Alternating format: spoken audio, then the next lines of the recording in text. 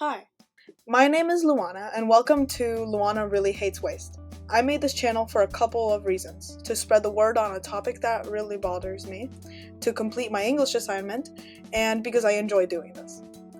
Today I will be showing you how to make some spiral earrings. I saw some on Temu or Shein, I can't really remember which, and I thought to myself I could totally make those. As you can see, I have already made one side of it while bored in class, and somehow I'm struggling to recreate that in this video.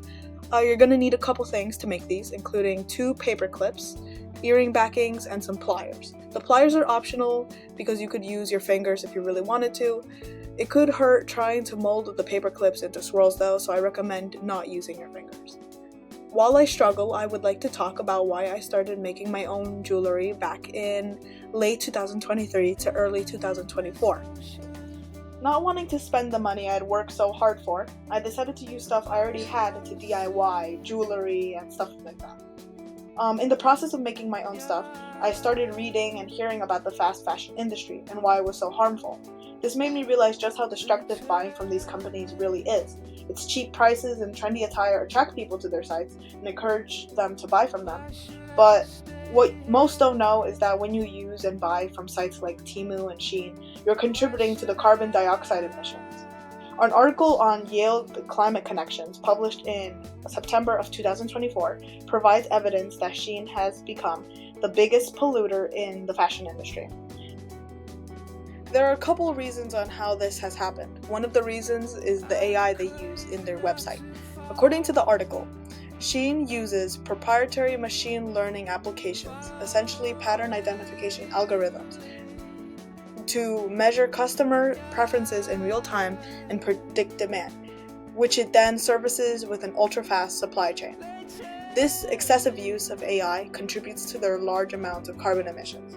Their head of global strategy and corporate affairs, Peter Pernod-Day, denies this, saying that we use machine learning technologies to accurately predict demand in a way that we think is cutting edge. This means we can produce very few copies of each garment. It means we waste very little and have very little inventory waste, making the case that their use of AI is for the better good. This, however, doesn't excuse their high pollution rate, especially because their revenue is lower than their carbon emissions, making their case of AI for the better good unreasonable and untrue. Their emissions are also higher than most companies because of their reliance on air shipping. While other brands ship items overseas in bulk, Shein individually ships out packages to customers. This manner of transportation contributes to 38% of their climate footprint. According to ShipMatrix's data, in July of 2024, the company sent out about 900,000 of these individual packages to the US every day. The article also mentions on how Shein is trying to do better. The representative says that they are trying to create cargo ship tracks and ways to lower their carbon footprint. Although this is great, I think that the company and others in the fast fashion industry are largely unethical in itself. Linear from Sustainable and Just Future, a nonprofit addressing the environmental education gap, says it's the overall effect of being able to offer more market-popular items and encourage consumers to purchase more than in the past. Of course, the overall carbon impact will be higher. Now, before I go into more, I'll explain what I've been doing in the video. Basically, I've just been using the pliers to twist the paper clips into swirly things, as I did with the last one. And right now, I'm just doing the final touches.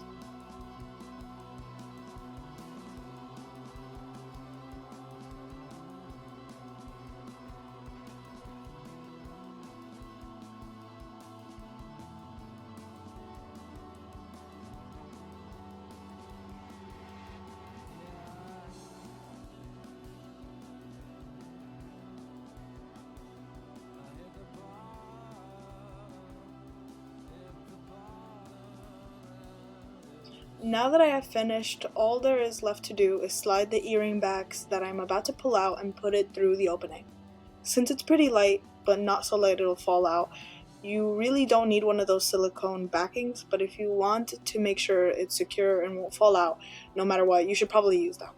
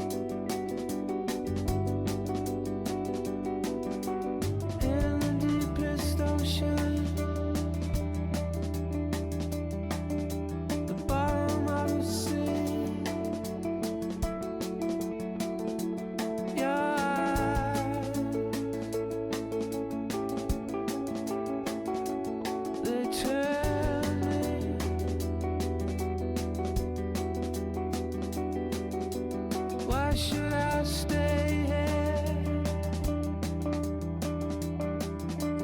Why should I stay?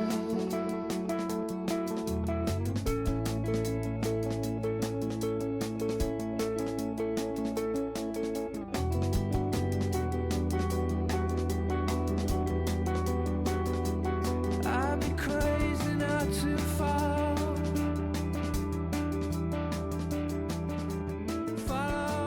where you lead. And we're done. Here is the finished project. It's very cute, light, and cost me nothing, which I think is the best part. Since this was a short craft, I decided to make a button bracelet too. This one was a bit more complicated to do. This video is actually my third try at making it because all the other methods were far too complicated for me. First of all, you need a line of 10 to 12 buttons of your choosing. Grab a thread or a string, twice the size of them lined up. I used a little more than that because I mess up a lot and it leaves me space to move the buttons around. I put the string through 2 holes of the button, making sure it's lined up. You will have both sides of the string going through the same button. As you can see, I am struggling to keep the string down as I put the buttons on, so I suggest you keep it down with something like a bobby pin, like I do later in the video. Now I will continue on fast fashion. Another reason why fast fashion is unethical is its use of patterns and designs belonging to other creators without their permission to make a profit.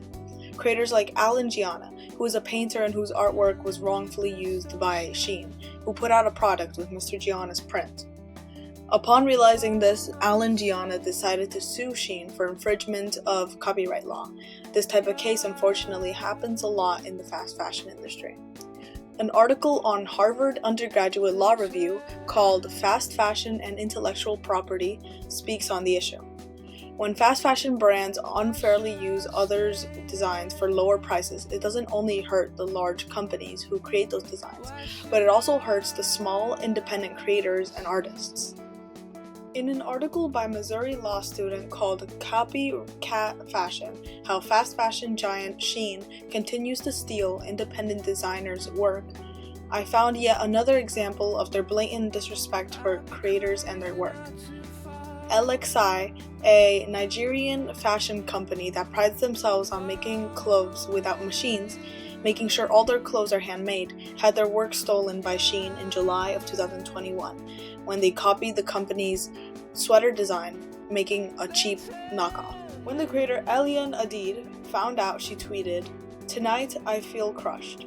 @Shein official has stolen my Amelia sweater design. Spent hours designing and brainstorming this design, and it takes days to crochet each sweater. It's quite disheartening to see my hard work reduced to a machine-made copy."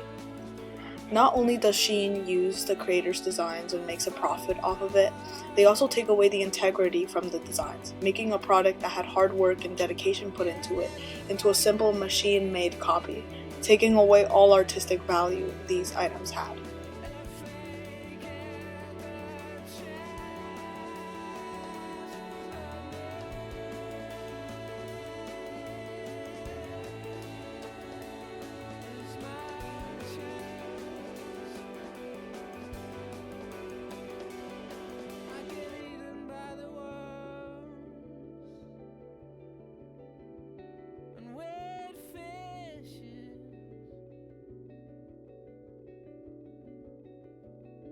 Over by the walls and wet fishes, wet fishes,